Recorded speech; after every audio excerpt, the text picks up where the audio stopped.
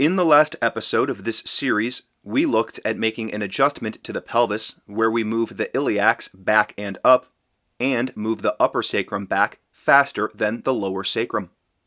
These two directions of movement more or less go in the same direction to produce a rotation of the pelvis. We also saw that this will have a tendency to move the whole torso back in space. Moving the torso back is generally okay.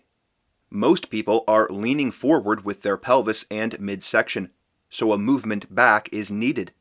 However, most people are also leaning back with their upper torso to compensate, and so a movement back of the upper torso will maintain the misorientation of the ribcage and shortening of the torso. The way to address this is with what F.M. Alexander called antagonistic pulls, which means pulling in opposing directions. In order to stretch fascia, we cannot pull in only one direction. To get genuine lengthening and widening, we need to pull in opposing directions. Making this rotation of the pelvis, which moves the pelvis back and up, does not inherently improve the relative position of the ribcage and does not, alone, do much for the fascia. But let's add a set of directions now for the ribcage and see how they can change this adjustment. To do that, we'll define 3 more points on the body.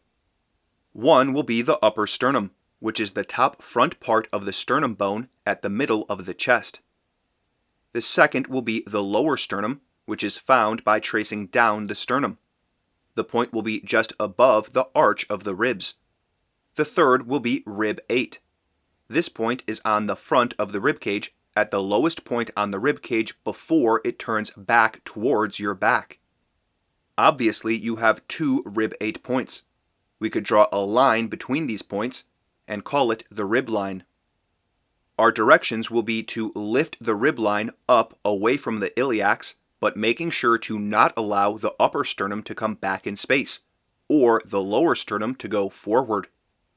The vast majority of people will immediately pull their upper sternum back when they try to lift their rib cage, so this concept is very crucial.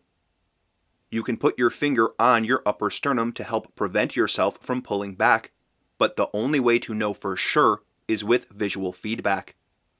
Try making just this adjustment while sitting first. When I first tried to make this adjustment, I could not do it.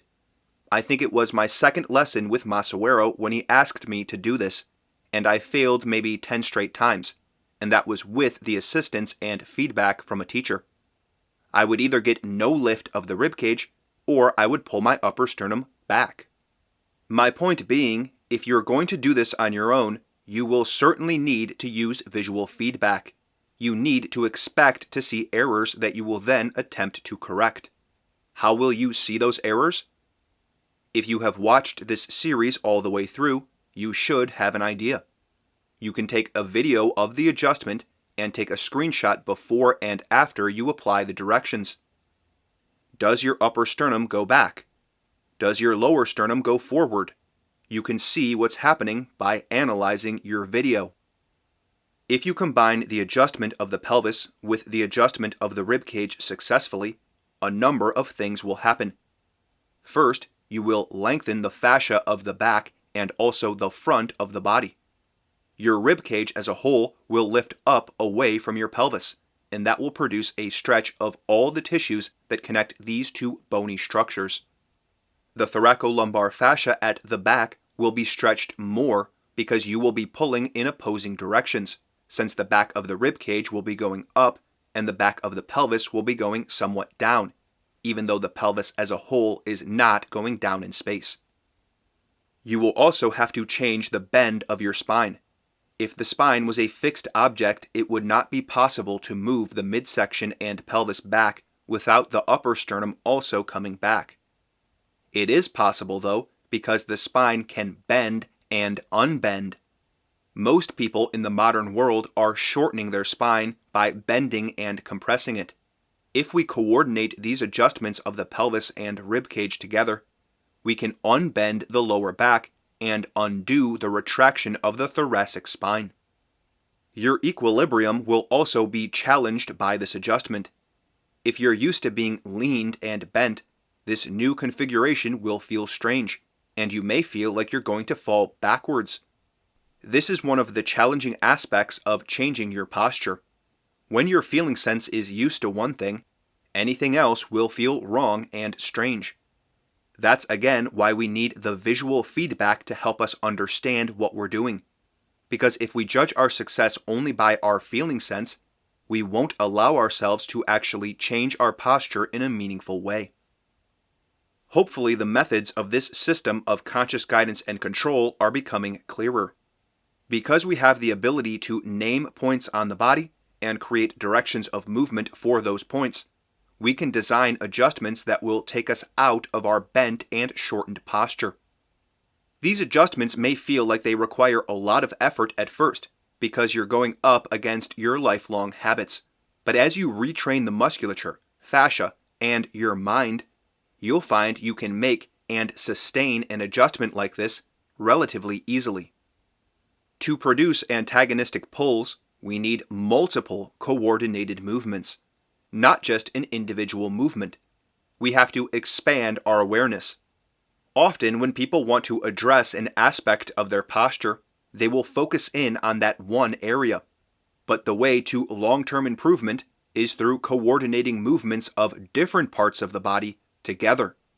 It also involves coordinating the prevention of movements, as is the case here with the upper and lower sternum. So let's go over the directions one more time.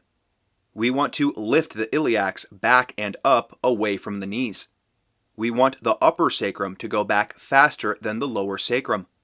We want to lift the rib 8 line up away from the iliacs and prevent the upper sternum from going back in space and the lower sternum from going forward in space.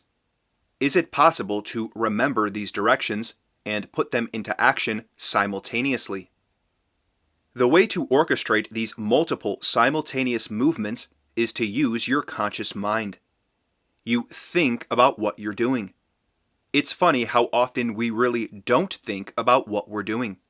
We chase a feeling of stretch, or we initiate some habitual series of movements. But if you really think about what you're doing and make a mental model of what you want to do, you'll find that in time, you're able to consciously change your posture for the better. Give this adjustment a shot and use visual feedback to see what's happening. Don't expect perfection. Expect to see issues. You may find that you think you're keeping your upper sternum forward, but you're not. We'll continue to look at what methods we can use to gain skill in consciously guiding and controlling our movements, but this starting point of lengthening the torso is a basic building block that will help us as we start to move towards maintaining good posture even while performing more complicated gestures. Try to get these antagonistic pulls going. Then join me next episode, and we will more closely examine this idea of making an adjustment.